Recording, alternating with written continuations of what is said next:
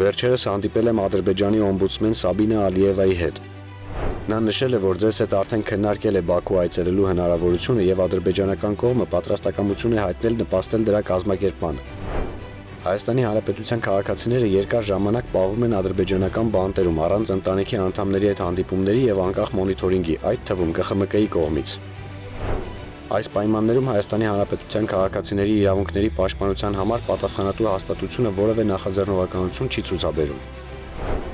Ինչու կալանավորների կյանքի, առողջության եւ իրավունքների հարցը պաշտոնական Երևանի օրակարգում չեն եւ ինչու պատվիրակության անդամներից ոչ մեկը չի այցելել գերիներին։ Իմ կինը Վերոնիկա Զոնաբենդը պատրաստ է մասնակցել այդպիսի նախաձեռնությանը եւ այցելել Բաքու։ Հավանաբար մյուս բանտարկյալների ընտանիքների անդամները եւս պատրաստ կլինեն։ Ադրբեջանի օմբուդսմենի առաջ իմ բարձրացրած հարցերը պահանջում են համակարգում երկու երկրների օմբուդսմենների միջև։ Նման համակարգման բացակայությունը փաստացի փակում է մարդասիրական միակ խողովակը։ Արդյոք քննարկվում է Բաքու պաշտոնական պատվիրակության այս կազմակերպելու հնարավորությունը հայ գերիների հարազատների մասնակցությամբ։ Ինչպես է ձեր հաստատությունը պլանավորում համակարգել աշխատանքները Ադրբեջանի օմբուդսմենի հետ Հայաստանի Հանրապետության քաղաքացիներին վերաբերող մարդասիրական հարցերի շուրջ։